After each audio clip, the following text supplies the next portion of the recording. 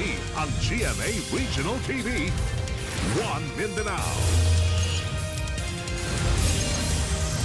Ani na mga dagkong balita karong adlaw sa One Mindanao. Kapulisan sa Davao Region, mas gipakusgan ang police visibility ug pagpatrolya sa mga eskwelahan human sa sagunsong violenteng insidente sa pipila ka tulunghaan sa nasud. Malacañang, uyon sa pagpaubos sa edad sa criminal responsibility. Apan DSWD, wala miuyon niini. Pulis nga gingong hubog kinsa nakadestino sa Misamis Occidental, gipailawom sa restrictive custody, human na nion og pusil sa Dapitan City sa Zamboanga del Norte. Gatusan ka supporters ni Rene Baterbonia, midagsa sa lubong niini sa Talacogon, Agusan del Sur. Og kapistahan ni Senyor San Juan Bautista, gisaulog pinaagi sa fluvial procession ug basaan sa Barangay Sentro Agdao sa Davao City.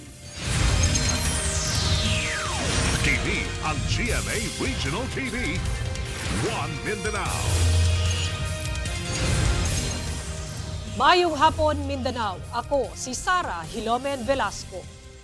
Tungod sa sagunsong violenteng insidente sa sulod o gawa sa pipila ka eskwelahan sa nasud, mas gipakusgan sa kapulisan sa Davao Region ang police visibility ug pagpatrolya aron magpabiling luwas ka lugar ang mga eskwelahan sa rehiyon. Balitang hatod ni Argil Relator.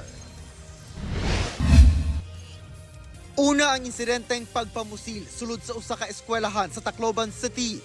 Sunod-sunod nga mga insidente ang nahitabo sa gawas o sulod sa eskwelahan sa nasod. Sa Cavite, dunasay nahitabo nga duha ka managlahing insidente sa pagpanunggab sulod sa classroom sa duha ka eskwelahan. Sa usa ka private school, 7 ka grade 5 students ang nasamdan. Samtang sa Cavite National High School, misangko sa pagpanunggab sa usa ka estudyante ang daanan nila nga bangi sa iyang kaeskwela. Sumala sa usa ka psychologist, makaalarma ang sunod-sunod nga mga hitabo. Busa, gikinahanglan gayud og saktong giya ang mga kabataan sa kung unsa man ang ilang makita o matan-awan nga mga insidente. Siyempre, mabalitaan man sa mga tao kung baga mo create na siya certain suggestibility ba. And kung dili magtiyahan ang estudyante, pwede yun ang mabuhat sa estudyante nga nagka-idea bitaw. Sanglit saga nagagamit og social media ang mga kabataan. Mamahimo sab nga makita ang primary indicator o mamonitor kung unsa ang dagan sa panghuna-una pinaagi sa mga social media activity. Kinsa man ang pinaka-expose ana, dili man ang teachers, kaya di na lang monitor sa kada estudyante.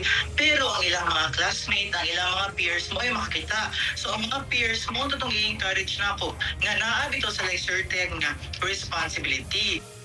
Ang kapulisan sa Davao Region, gimanduan nga pahugtan ang police visibility o pakig-alayon sa stakeholders aron masiguro nga magpabiling luwas ang mga estudyante sa sulod o gawas sa eskwelahan. Ang pinaka-basic jud labi na tong sa mga eskwelahan nga na ay mga gwardya, check jud ng mga bag no nga walay dala na mga hinagiban ang mga bata, and of course sa mga estudyante kung kamo na bully, pwede man jud mo ayo mo kahadlok na muduol sa inyong mga maestra o sa inyong mga ginikanan na isumbong dayon.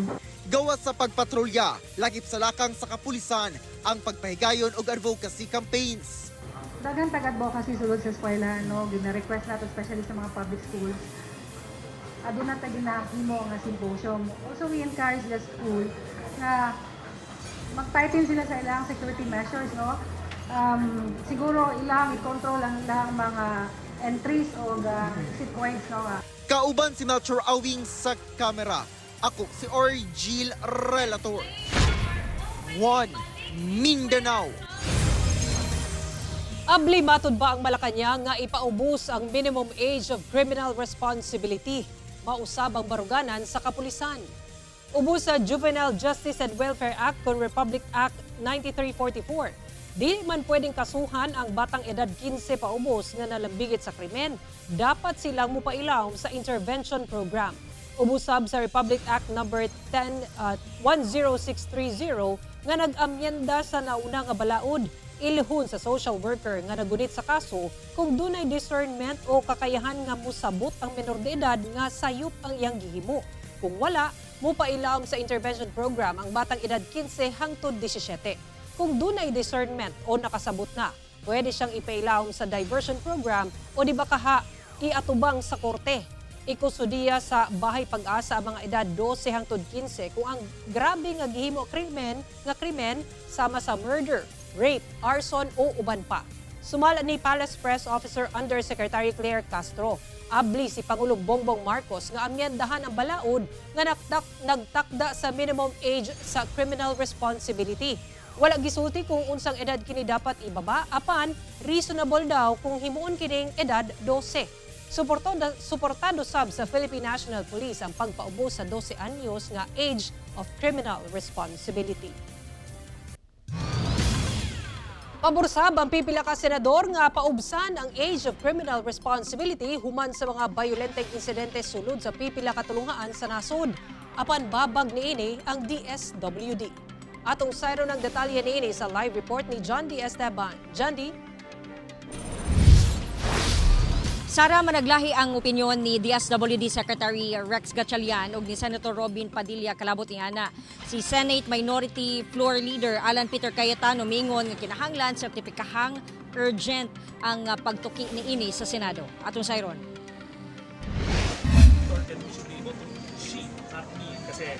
Dili pabor si DSWD Secretary Rex Gatchalian nga ipaubos ang edad sa criminal responsibility sa nasod. Subling miinit ang isgutanan human ang pagpamusil sulod sa usa ka tulungaan sa Tacloban City nga gikamatay sa tulo ka menor de edad nga estudyante. Ang suspect duha ka menor de edad usab. Nagpadayag og pasubo ang kalihim ngadto sa pamilya sa mga biktima ug nagpasalig nga muhatag og psychosocial intervention ang ehensya. Si Gatchalian subling mibisita sa General Santos City aron kumustahon ang paghatag sa ayuda sa mga nalinugan kagahapon Martes. Nasabi ko na ho to publicly during a congressional hearing that hindi ho ako pabor doon. Ako kasi kung ano yung nakasaad sa batas, ipapatupad ko yan. Yung pangamba na maraming tao na bakit ganon? Baka makalaya to. Hindi po.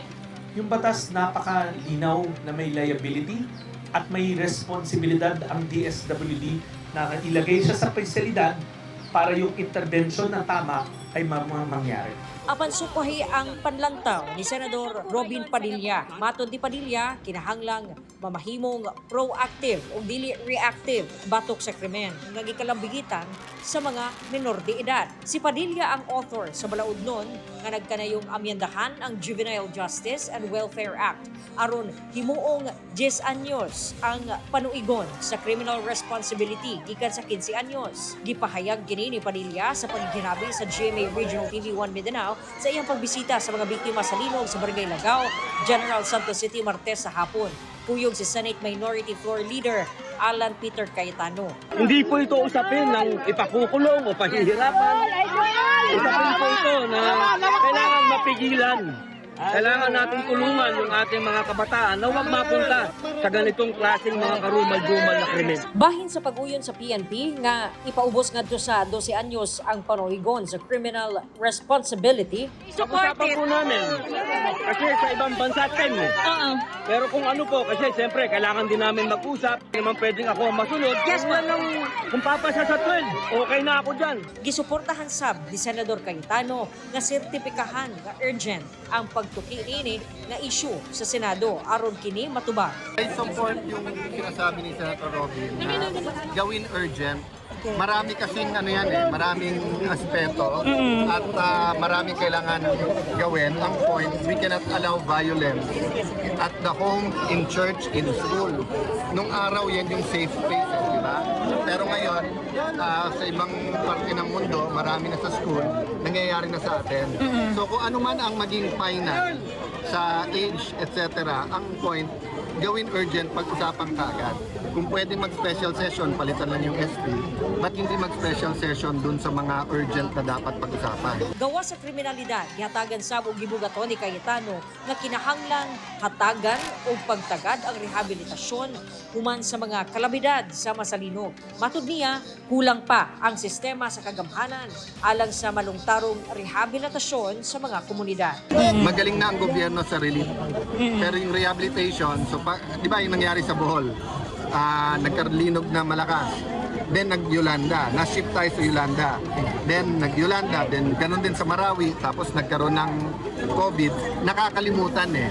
So we have to have a separate entity na para yung rehabilitation. So katulad dito, 34,000 Jensen pa lang na bahay.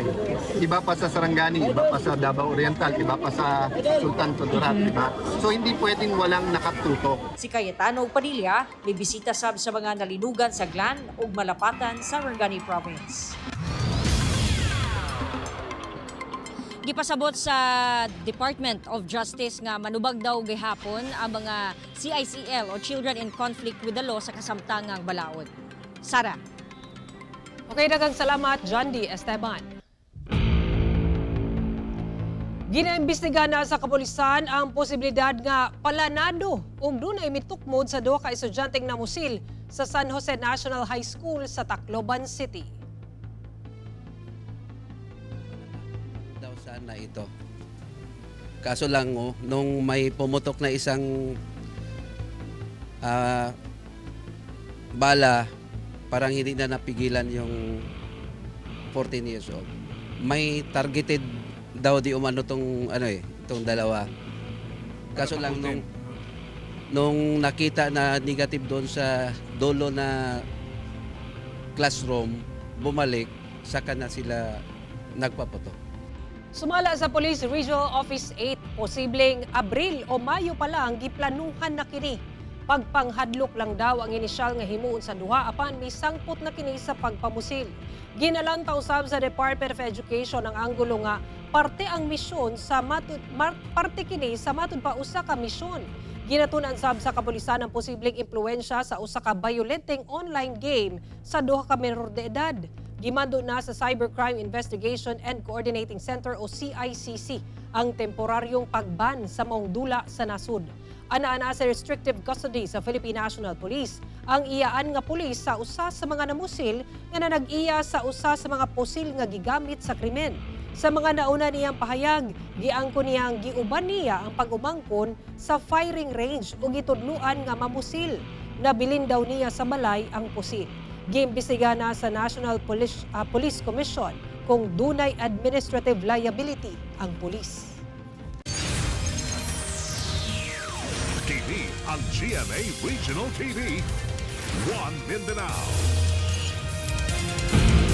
Usa ka aktibong pulis sa Sapang Dalaga sa Misamis Occidental ang gipailawom sa restrictive custody. Human na nion og pusil samtang gingong lango sa ilimnong makahubog sa Dapitan City sa Zamboanga del Norte. Ang panghitabo nakuhaan sa CCTV. Si Cyril Chavez sa detalye. Viral kini nga video karon sa social media kung asa makita ang duha ka lalaki nga nagistorya gawas sa usa ka tindahan.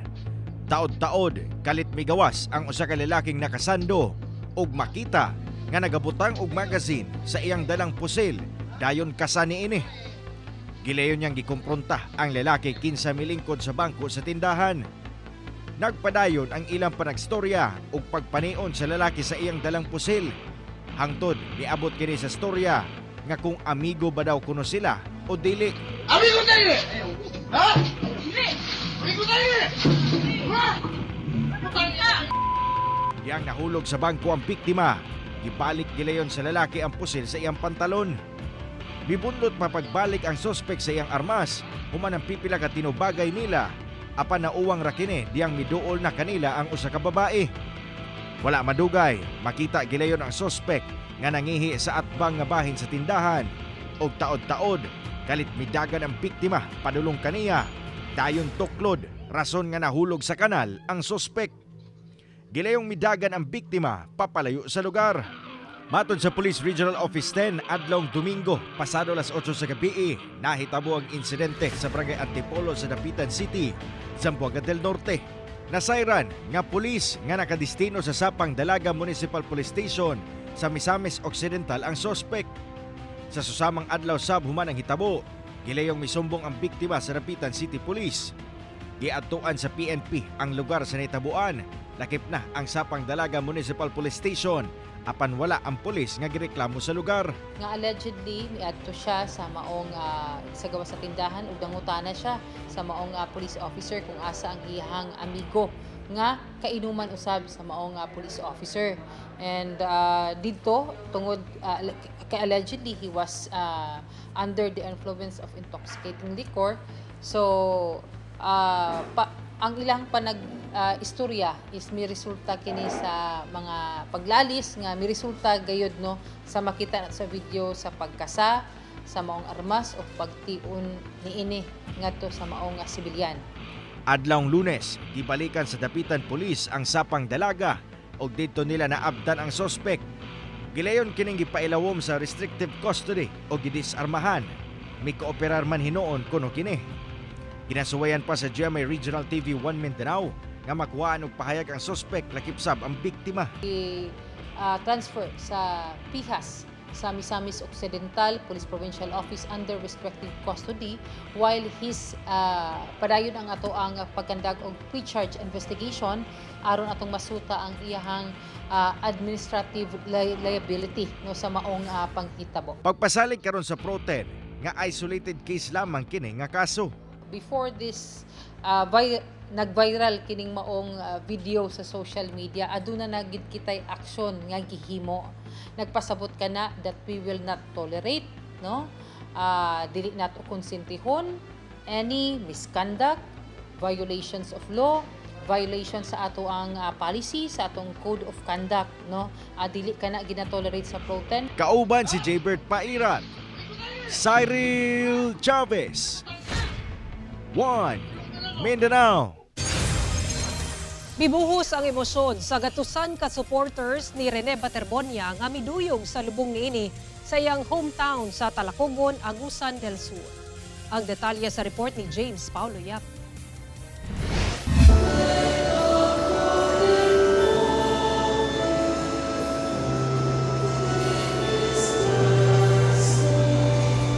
Sa pagbangutan sa pamilyang Baterbonia, may buhosab ang emosyon sa mga taga-suporta ni Rene dihang gihatod na kini sa iyang katapusang pahulayan sa Talacogon Memorial Park kaganinang buntag. Gatusan ka mga supporters ug gigala ang mihatod kaniya sa sementeryo nga sagad midayo pa gikan sa layong lugar. Pasado alas 9 sa buntag, dihang gigawas na sa Talacogon Evacuation Center ang lawas ni Bobet, human ang sa kamisa, kauban ang banay ug suod ng mga higala ni ini. Sa dalan ko nasa moagi ang funeral convoy ni Bobet, naghulat ang ubang mga taga-suporta ni ini. Bit-bit ang mga plakang nangayo gustisya kang Rene kinsa mipanaw human na lumos sa Dipakulaw Aurora atol sa usa ka team building activity niadtong June 8. Sana po mabigyan na po ng justice po yung nangyari itong trahedya. Miduyog sab sa lubong ni Bobet ang kanhing mga kauban ni ini sa Ateneo basketball team. Miabot sab si Senador Robin Padilla ug ang igsuon ni ini nga si Bibi Gandanghari. Present sab sa lubong si Attorney Israelito Torion, ang nagpresentang abogado sa pamilya Baterbonia. Una pa man niana, gideklara na sa Talacogon LGU isip Rene Clerk Bobet Baterbonia Day ang matag June 8 sa ilang munisipyo alang sa pag-ila sa kontribusyon ni ini sa ilang lugar. Gihatagan sab si Bobet sa Agusan del Sur Provincial Government ug Dato Lipos Makapandong Award, usa sa pinakataas nga posthumous award nga ginahatag sa usa ka residente sa probinsya. We gave that to him in honor of his being a very good son, and he was a idolo ng lahat ng tao from all walks of life, not only in the province of Agusan del Sur. Palagay ko, the whole country adore him. Mas migrabe pa ang emosyon dihang gituboy na sa katapusang pahulayan si Bobet. Nagbuul man apan mapasalamaton sab ang iyang mga kababayan tungod baka pahulay na kini human sa halos 2 ka semana nga haya ni ini. Sakitan jud ko sa ako ang gibati karon. Kay butan man gud siya. Nya responsable sa iyang pamilya, ang iyang kanang kuan kanang unsani kanang ang iyang mga plano kuan gid silang pamilya kay mahirap ba sila. Parera pud namo. Tinatawag ko siyang history maker. So, yun sa mga nangyari ngayong mga nakaraang araw, history din ginawa niya na parang lahat ng tao sa Pilipinas na napapunta niya dito sa hometown niya sa Calacog. Subay sa pamahayag ni Agusan del Sur Governor Santiago Cani Jr. ulaton nila ang resulta sa ginahimong investigasyon sa mga otoridad sa hinungdan sa pagkamatay ni Bobet o teammate niini nga si Divine Adili ug andam sab kuno nga mo intervene ang provincial government kung gikinahanglan. Kauban si Makoy Sempron, James Paulo Yap, 1 Mindanao. Patay ang 62 anyos nga lalaki nga trabahante sa munisipyo sa Imelda, Zamboanga, Sibugay, human gipusil sa maong lungsod. Nagbuhiod og wala nay kinabuhi tapad sa iyang motorsiklo kining usa ka lalaki sa kadalanan sa barangay Santa Barbara sa Imelda, Zamboanga, Sibugay, pasado alas 10 Lunes sa gabi. Ang biktima na gidad og 62 anyos ug usa ka auxiliary worker sa LGU sa maong lungsod. Matod sa kapulisan, saysay sa mga nakakita. Pahawa na ang biktima gikan sa maong lungsod padulong unta sa lungsod sa Buog. Apan gatos ka metros pa lang ang gilayon, kalit na lang nakadungog ang mga residente og kusog nga saba sa natumba nga motor. Sa pagsuta, ang maong biktima doon na igo pinusilan sa ulo. Padayon ang hot pursuit operation sa PNP sa sospek nga namusil. Ginasuta pa ang motibo sa krimen. Ginakuhaan pa og pahayag ang kabanay sa biktima. Usa ka 19 anyos nga lalaki ang napalgang patay nga dunay mga samad pinusilan sa Kalilangan, Bukidnon. PNP nagaimbestiga na sa hitabo. Pasado alas 6 sa buntag adlawng Lunes nakadawat og tawag ang PNP kalabot sa usa ka lalaking napalgang patay sa kasagbutan kilid sa dalan sa Purok 1 for Chaco 4 sa Barangay Malinaw, Kalilangan, Bukidnon. Dihang gisuta sa kapulisan, nakita nga duna kini duha ka samad pinusilan sa iyang likod, rason sa iyang kamatayon. Gilang biktima base na sab sa iyang kabanay nga usa ka 19 anyos nga lalaki. Na-recover sa crime scene ang nagkariang basyo sa bala. Padayon ang investigasyon sa PNP sa motibo sa krimen ug sa sospek. Karong selebrasyon sa Pride Month, Cagayan de Oro City Health Office uban ang Department of Health Region 10 nagpasidaan sa nagpadayong pagsaka sa kaso sa HIV/AIDS sa riyon. Kaso sa riyon, sagad nagikan sa pakighilawas sa lalaki kung asa ang ubang kaso mga minyo pa. Busa pagpatest giauhag sa otoridad. Ani ang report ni Cyril Chavez. Gibutyag karon sa Cagayan de Oro City Health Office nga padayon ng ilang nakitang pagsaka sa kaso sa HIV/AIDS sa syudad. Kinsa usa sa mga giilang hotspot sa mong kaso sa rehiyon ug tibuok nasod. Matod ni Dr. Ronald Romano, chairman sa City Health HIV/AIDS Core Team, nga tuig 2025 nakatala sila og gibana-banaang 2,406 nga kaso sa syudad. Karon tuiga, gilauman nga mas mitaas pa kini tungod sa mas daghang tawo ang nagpailawom sa test. Wala pa ang ulahing datos alang karon tuiga. Dugang ni Romano nga sagad sa mga naigo sa mong sakit ang mga individual nga nalambigit sa male-to-male intercourse.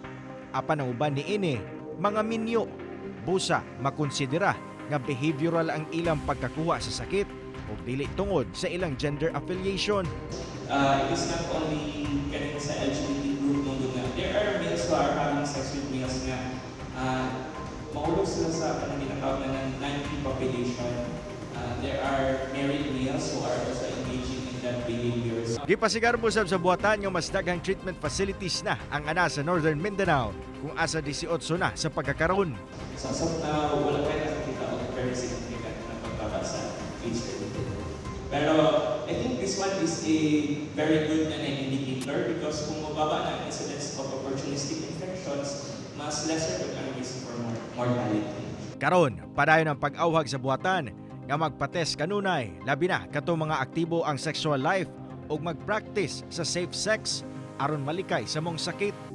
o galing makamatikod nga posibleng naigo gilayong magpates sa espesyalista aron masuta gilayon ug matambalan.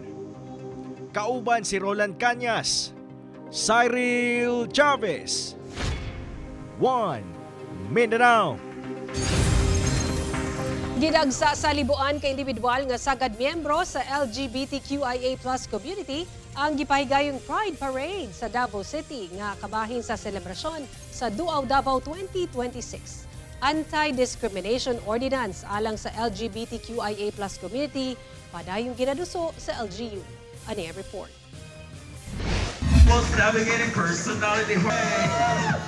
Dunay nagpasigarbo sa ilang maladyosang beauty ug aura. Go show yourself true colors in the world. Be yourself. Thank you. Napakasaya because this is our celebration. Not only for us but all the people. Ang uban, agaw atensyon gumikan sa ilang mabulukong costumes. And by the way, Apan misamot ang kasadya human gibandera sab sa uban ang rainbow flags.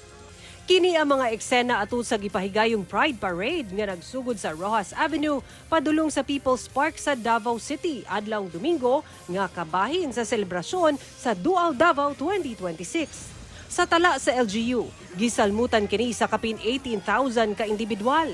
Ana asab sa halos 100 ka contingent sa nagkariyang organization sa LGBTQIA+ community ug ubang sektor ang misalmot. Matud sa City Tourism Office, ang maong Pride Parade pagpakita sa LGU sa suporta ngadto sa LGBTQIA+ community sa syudad.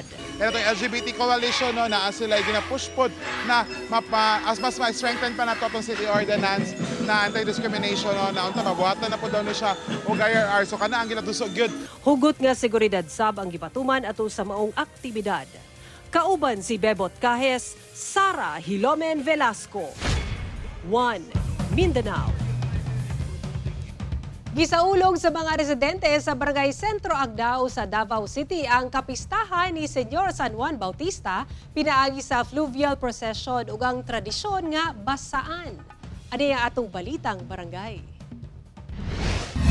Naghiusa ang mga debotong Katoliko sa pagsaulog sa ika-52 nga kapistahan ni Senyor San Juan Bautista pinaagi sa gipahigayong fluvial procession sa Barangay Sentro Agdao sa Davao City adlawng Miyerkules. Nagsugod kini sa usa ka chapel ug gituyok sa dagat nga sakop sa Coastal Road. Apan ang maong aktibidad nahimo sab nga bibo pinaagi sa Zumbasaan kung diin ang mga nanaya og zumba gibasa og tubig. Ang pagbasa og tubig, simbolo matud pa sa gihimo ni Senyor San Juan Bautista sa pagbunyag kang Hesukristo. Mao kana ang usa sa mga dakong rason nga diin amo gayud gitagag importansya ang pag-celebrate simbolo paggamit og tubig, bunyag og pagbendisyon usab sa ato ang mga kaigsunan rin. Hinoon gipili lang ang mga misalmot sa basaan aron dili sab maghatag og kahasol sa uban. Actually, naging selective na lang jud pud ta ana karong mga panahon na labi na karon nga kinahanglan pod nga musayo og panarbaho ang mga tao, no? Nga di po nato pwede silang di tagaan og kahasol. Nahimo sab nga mahinungdanon ang kapistahan pinaagi sa gipahigayong job fair lakip libreng tupi ug pagpasigarbo sa mga produkto sa mga kababainan. Isama sa mga coin purse nga gama sa beads ug mga bag nga gama sa gigamit nga maong. Duna say misa nga gipahigayon. Ug pagkahapon, pipila sab ka mga mananagat ang nagtigi ato sa gipahigayong bangkarera sa mismong baybayon sa lugar. Kauban si Bebot Cajes, Sara Hilomen Velasco. One Mindanao. TV ang GMA Regional TV. One Mindanao. Bibalik na sa Davao City ang mga sakop sa Davao City 911. Human ang ilang malampusong response mission sa Jose Abad Santos sa Davao Occidental nga usa sa mga apektado sa magnitude 7.8 nga linog. Gilangkuban sa Davao City 911 Urban Search and Rescue o USAR ug Fire Auxiliary Service ang 12-member team. Gideploy sila gikan June 20 hangtod 23 sa Jose Abad Santos agig tubag sa City Government of Davao sa hangyo gikan sa Provincial Disaster Risk Reduction and Management Office sa Davao Occidental aron mahimong dugang puwersa nga muabag sa otoridad sa lungsod sa pipila ka mga barangay nga apektado sa landslide resulta sa linog. Sulod sa 4 ka adlaw nga misyon, nakig-alayon ang team sa Local Disaster Response Authorities sa paglusad og response, monitoring ug assessment operation sa mga apektadong komunidad. Una na sab nga nagpadala og family food packs ang Davao City LGU sa mga lugar nga ilabihang naapektuhan sa linog. Mga kapuso, nagpadayon ang nationwide promo sa inyong kapusong istasyon, ang Kapuso Big Time Panalo Season 5. Over 6 million pesos worth of prizes ang nag-atang sa mga lucky winners. Sa yun lang ang pag-apil, palit lang og participating brands ug ilakip ang inyong contact details sa inyong entries. Ihulog kini sa drop boxes nationwide. Dunay tsansa makadaog og up to 2 million pesos sa matag entry ug pwede sa makadaog og libo-libong cash prizes matag adlaw kada semana. Mulungtad ang promo period kutob August 7. Magbantay sa fake news, fake Facebook accounts o scam text. Tutok lang sa GMA o mobisita sa official Facebook page o microsite sa GMA Promos alang sa complete mechanics and announcements. LSS is real sa newest single ni Kapuso Soul balladeer Garrett Bolden nga Mamang Sastre. Oh, Mamang Sastre, hawak ng gunting, isang hiwa, tapos ang usapin, sa kusod ng lungsod, ikaw ang timing, pag ikaw ang pumuto. Ang maong collab song nila Garrett ug rapper Pio Balbuena ang official theme song sa GMA Prime action drama series nga The Master Cutter. Siguradong mapamove and groove ang listeners sa upbeat ug infectious rhythm sa kanta. Perfect match sa aksyong mga eksena sa serye. Sumala ni Garrett, dili lang kini mahitungod sa pagiging sastre kundi usas kataw nga mibarog sa tama nga kamatuoran. Samtang makikita na si Atoy ug Audrey sa The Master Cutter unya at tangi kini matagabi 8 PM sa GMA Prime. Mamahimo ninyo makita kini nga episode pag-usab ug guban pang lokal nga balita pinaagi sa pagbisita sa official website sa GMA Regional TV o bisitaha ang among official YouTube channel o gi-click ang subscribe button para sa pinakaulahing balita sa mga rehiyon. Ug mao kato ang mga ulahing balita sa Mindanao karong adlaw. Daghang salamat sa atong mga kapuso sa Mindanao nga nagalantaw kanamo ug sa atong mga kapuso abroad. Kami ang GMA Regional TV 1 Mindanao. Walay gidapigan, walay giprotektahan. Kani adto og karon, serbisyong tinuod lang.